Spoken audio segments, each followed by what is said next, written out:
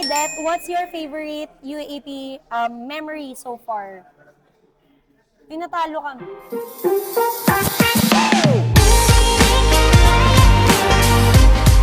Hi, I'm Det Pepito of UST Golden Tigresses, and I'm ready to answer your questions from One Sports Reddit account.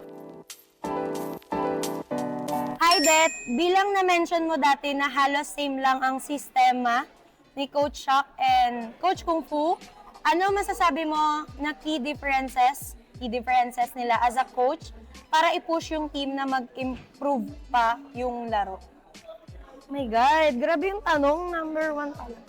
I think yung pinagkaiba po ni Coach Shock and Coach Kung Fu sa training especially sa training, yung pagiging, yun nga po, yung OC.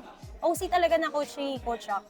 So, may maliit lang na bagay na makita siya na mali, i-correct niya talaga. Kahit na, nyari, ongoing yung yung animan, ganon, papahinto niya po talaga para i-correct yung nakita niyang mali. So, ganon po talaga siya. Yun nga, OC. OC na coach. Since it's your last playing year, what do we expect from you? Expect? Ito po muna kasi meron pang second na. Siguro, expect nyo lang po na, ayun, madala po namin yung, tutulungan ko yung teammates ko na mas mapadaling ma-adapt yung system nga po ni Coach Shock. And siguro yung performance din, mas gagalingan ko. Kasi, di ba, parang pumangit yung performance natin last year. Gagalingan ko, okay. Expect nyo po yun. So, ayan, yung dagdag niya, how are you going to claim the elusive UAP Championship? Kukunin ko sa NU. Ganoon akin na, ganan. Hindi,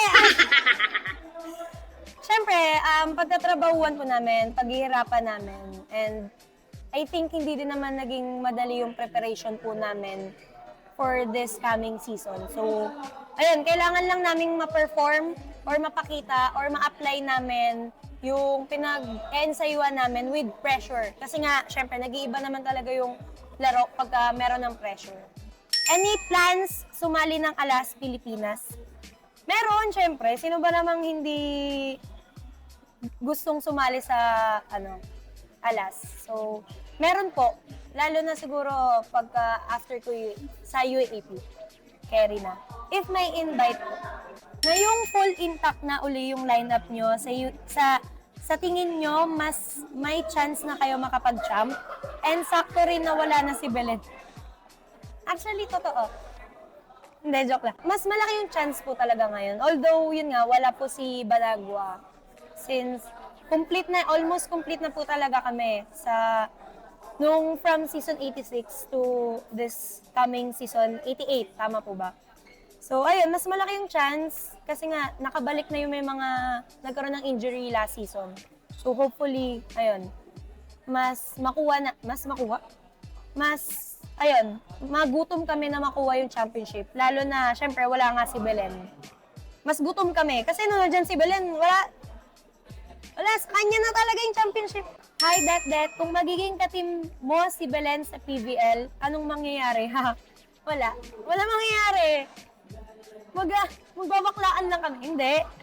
Siguro, mas mapapadali, especially yung floor defense. Kasi nga, parehas kaming libero. Si Bakla naging libero din. So, ayun, mas mapapadali siguro. Hi, Det. Sino ang nakikita mong magli-lead sa UST team when you graduate? And who is your dream pro teammate aside from Bella? Yung nakikita kong magli-lead po next season is siguro si Regina Corrado and Angge Poyos. Parehas silang hindi, di ba, syempre, ako matalak, sila hindi. Pero when it comes to action, parang, yun nga, action speaks louder.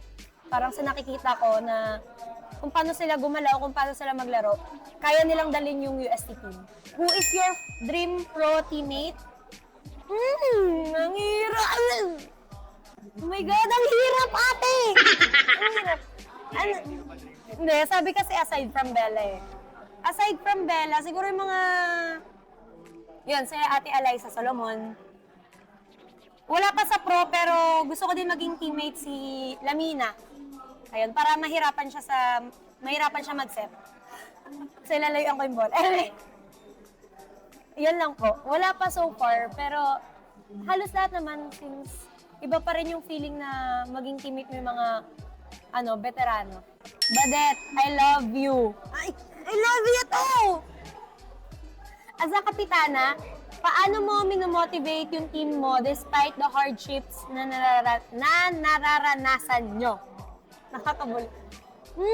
Ako po kasi, matalak nga ako, pero syempre, binabalance ko talaga yung mga sinasabi ko. Lalo ngayon na si Coach Shock, talagang, kung matalak ako, mas matalak si Coach Shock. Kumbaga, talagang, kinokorek niya nga, yun nga po, sinabi ko kanina, kinokorek niya, so mas marami po siyang nasasabi and yun, mas marami po siyang napapansin. So bilang ako, team captain, tinutulungan ko na lang po sila na more of parang technique, ganon. Yung sinasabi ko kung paano nila matatama, especially po sa defense. Siyempre, sa spiking, meron naman din po ako nasasabing advice. Kasi nga, from spiker ako. So, ayun. And, yun, lagi namang kaya niyan. Kaya natin yan. Ganon yung mga favorite line ko. What's the reason of you using your last playing year to play for UST or UST for the last time this season? Ayun nga, naging basehan ko po yung last season ko na performance. And, naramdaman ko din po na hindi ko din talaga nabigay yung best ko. Kasi nga, hati yung naging attention and yung focus. So, hopefully, mabawi ko ngayong season. And, syempre, pinagkatrabahuan ko naman po. Lalo ngayon yung training, yun nga, lagi kong pinupush talaga yung sarili ko sa limitasyon ko na kahit, alam mo yun, parang parang mabigat na yung katawan mo pero nasa utak ko, hindi. Kailangan kong bumawi. So, talagang for the push tayo ngayon. Anong dream team mo sa PVL, Det? Siguro ngayon po,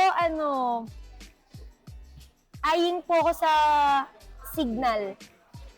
Or, PLDT. Ganun. Gusto ko talaga yung red na mga jersey. Ayun, yun po, Signal or PLDT po talaga.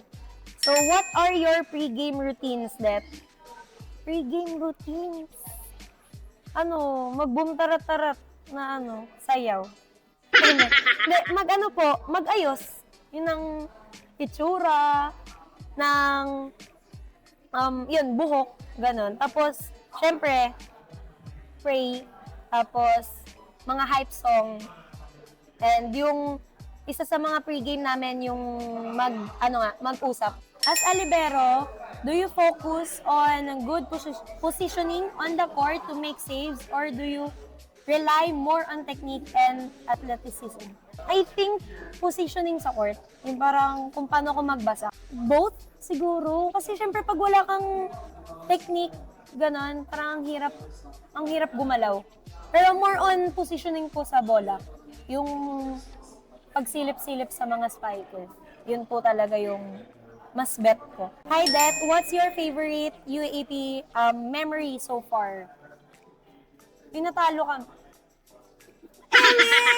Favorite ko lahat yun, yung natalo. Kasi lagi kong multo. Lagi kong napapanigin. Multo na nga talaga. Hindi, joke lang. Siguro yung championship namin ni Belen nung 86. Ayun, very memorable siya since, yun nga, hindi naman po kami ganun ka intact na team nung 86. So wala talaga nag-expect na makakapasok kami sa finals. Especially po, first time ko nun mag-captain ball. So, sobrang memorable niya kasi, kaya ko pala! Parang ganun. What was the biggest factor that made you consider to go for one more year in the UAP? Love you, Det. All the best for you and for the UST Women's this season. Yung biggest factor po siguro yung coaches and yung teammates. Lalo po sila Jonah and yun, sila Saisa na yun nga, hindi nakapag-perform last season. So, yun, parang nung nakita ko po na nandun na kakayanin po namin this season kasi nga makakabalik na sila. So, ayun, talagang kinonsider ko din po yun. Siyempre, yung UST, community. Thank you for all your questions. Come support the UST Golden Tigresses this upcoming UAP Season 88 Women's Volleyball Tournament starting February 14. See you!